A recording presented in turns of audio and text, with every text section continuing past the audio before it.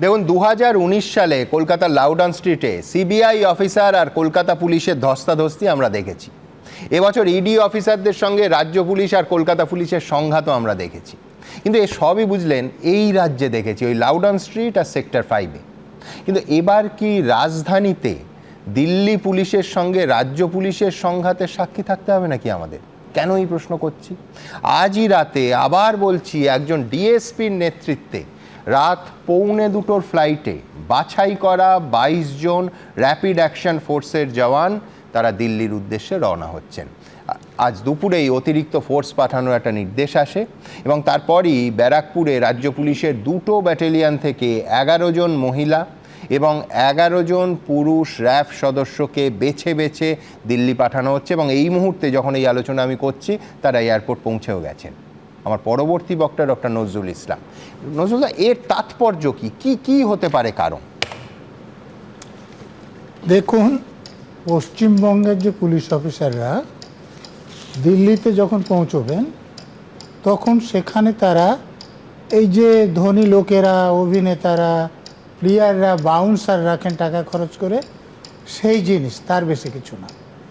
কারণ এই রাজ্যেও কিন্তু তাহলে প্রশ্ন উঠবে যে মুখ্যমন্ত্রীর এটা তো প্রি শিডিউলড একটা মুভমেন্ট, সেখানে আগে তারা গেলেন না কেন?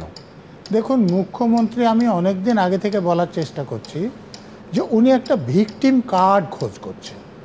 21 সালে সেই নন্দীগ্রামে তার পায়ে লেগেছিল বলে কোথাও ফার্স্ট এড না নিয়ে পিজিতে এসে ব্যান্ডেজ করে উনি ভোট করেছেন। তারও আগে বেদি ভবনের কথা আপনাদের মনে আছে, 98 সালে। তখন তিনি এটা প্রচার করেছিলেন, তিনি তার ঘোষণা অনুযায়ী তিনি কুমারী মহিলা, তো তার শাড়ি ছিঁড়েছিল, ব্লাউজ ছিঁড়েছিল, হাত কামড়েছিল আর কে পাসনান্দা বলে একজন আইপিএস অফিসার।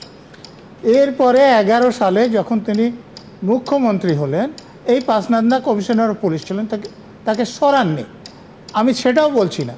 2012 সালের নভেম্বর মাসে তার বাড়িতে কালী পুজোর কথা, দেখুন, সোনালী গুহ এরকম যারা আছে তাদের আপনি এখনও কথা বলতে পারেন যে পচাকে ডাক। পচা মানে পাসনান্দা। পচা তখন ইউনিফর্ম পরে পায়ের জুতো খুলে খিচুড়ি ডিস্ট্রিবিউট করছেন।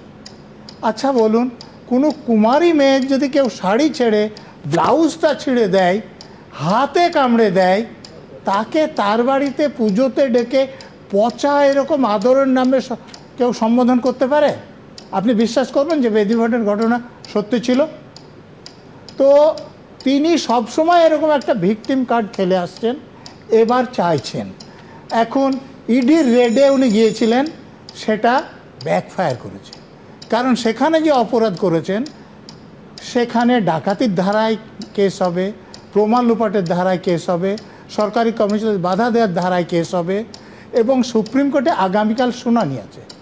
উনি যে দিল্লিতে গিয়েছেন, যে কোনোভাবে ওইটা থেকে উনি বেরোতে চাইছেন।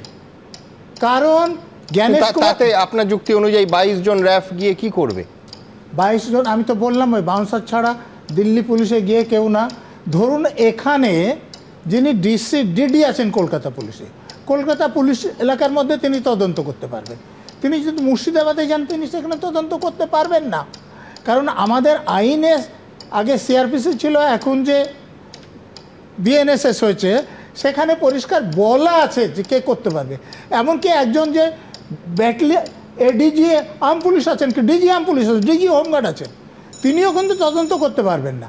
তো এই লোকগুলো যখনই দিল্লিতে যাবে তাদের কিন্তু ওখানে তদন্ত করার ক্ষমতা থাকবে না। এমনি আপনার বডিগার্ড রাখলে যেরকম হয় তার বেশি তারা কিছু নয়, বরং ওখানে কিছু করলে বা অপরাধ করলে দিল্লি পুলিশ তাদেরকে অ্যারেস্ট করতে পারবে, কিন্তু দিল্লি পুলিশকে তারা অ্যারেস্ট করতে পারবেন না। অতএব মমতা ব্যানার্জি কিন্তু এ রাজ্যের পুলিশের মুখে কালি মাখাতে চাইছেন আবার, তাতে যদি ওনার একটা ভিকটিম কার্ড মেলে। দেখুন, কিন্তু আইনত পারে এখানকার পুলিশ গিয়ে, আমি মুখ্যমন্ত্রী সিকিউরিটির জন্য যারা নিয়োজিত তাদের বলছি না, কিন্তু দিল্লি পুলিশের কোনো ল অ্যান্ড অর্ডার সিচুয়েশনের মধ্যে পশ্চিমবঙ্গ পুলিশ বাধা সৃষ্টি করতে পারে? কোনো মতেই পারে না। যদি করতে যায়, একজন সাধারণ লোক বাধা দিলে যেরকম হবে সেইভাবে তাদেরকে অ্যারেস্টও করা হতে পারে, কোর্টেও তোলা হতে পারে, তার জন্য চাকরিও যেতে পারে। আচ্ছা, ওখানে- বঙ্গভবনে যদি দিল্লি পুলিশ ঢুকতে চায়, যে সম্ভাবনা নিয়ে গোটা দিন এত বিতর্ক বঙ্গভবনটা হচ্ছে, কি দিল্লি- না এরা আটকাতে পারবে কলকাতা পুলিশের কেউ? আমি তো বলছি একজন চোর ডাকাত যেরকম ভাবে আটকাতে পারে সেরকম আটকাতে পারে। ডাকাতরা তো আটকে দেয়। এই তো শাহজাহানরা কি করেছে, এখানে মমতা ব্যানার্জি ইডি রেডের সময় কি করেছে, এরকম করতে পারে। কিন্তু সেরকম করলে ওখানে গ্রেপ্তার হবেন এবং হাজতে যাবেন, জেলেও যেতে পারে। শুনুন, আমি অন্যদিন হলে নজরুল বাবুর কথায় আমি প্রবল প্রতিবাদ করি। যে প্রতিবাদ করতে না ঘৃণা লাগছে। নজরুল বাবুর মতো একজন বয়স্ক মানুষ, তিনি রাজ্যের মুখ্যমন্ত্রী সম্পর্কে যে যে বিশেষণ ব্যবহার করেন, আপনার এবিপি আনন্দ আপনার এবিপি আনন্দ বিচার করবে যেটা এবিপি আনন্দ চাকরি গেল কিনা, না কি বলেছে যে অসভ্য তোমার চাকরি লাগবে না, তুমি বলো বলো বলো আমার চাকরি দেব না, আমার চাকরি আমি বুঝে নেব, ক্ষমা চাও কিনা এটা ডিগনিটি নিয়ে আমার মনে হয় এবিপি আনন্দ সাধারণ আমি কালচার সেট করেছে, তার সাথে আমি একটা প্রশ্ন করবেন কি ওনার নিজের পলিটিক্যাল এজেন্ডা থাকতে পারে। কি বলেছে উনি করে অসভ্য কথা না বলে ভাই তোমার সাথে কথা বলতে আপনি আমার বলার সময় তুমি বলবেন না তোমার বলার তুমি দালালি করছো আমার দালালি তুমি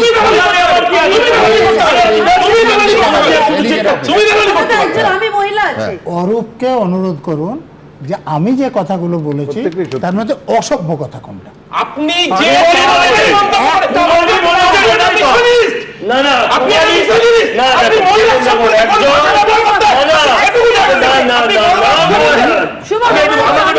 আপনি যে শব্দ ব্যবহার করেছেন যে শব্দ সেটা প্রকাশ্যে ক্ষমা চান। আরে তুমিও বলো ক্ষমা চান।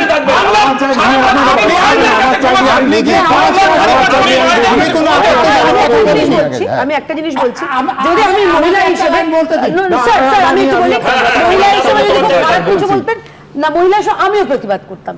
কিন্তু অবিবাহিতা মহিলাকে যদি কেউ কুমারী বলে, আমি তো বিবাহিতা, আমাকে কালকে কেউ কেয়া ঘোষ বিবাহিতা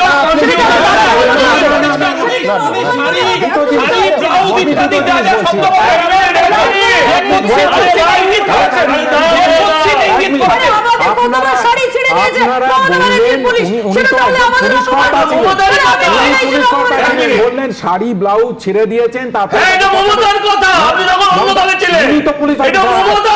মমতা বন্দ্যোপাধ্যায় কি বলছেন আর উনি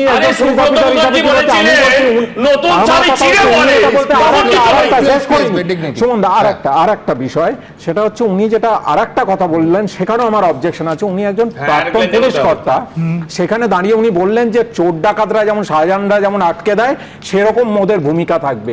ওনার যারা আজকে যারা সহকর্মী তাদের সম্পর্কে একজন প্রাক্তন পুলিশ কর্তা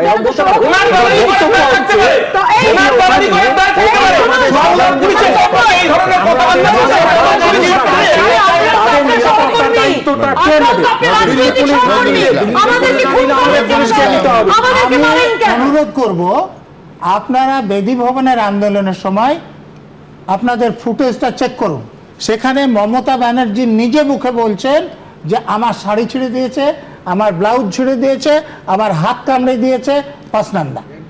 যদি না থাকে এটা ইতিহাস, মমতা ব্যানার্জির কথা যেটা বলেছেন আপনি নিজে আপনি যে কথা বলেছেন নিজের রিপিট নিজে আমাকে শেষ করতে এবিপি আনন্দ, এগিয়ে থাকে, এগিয়ে রাখে।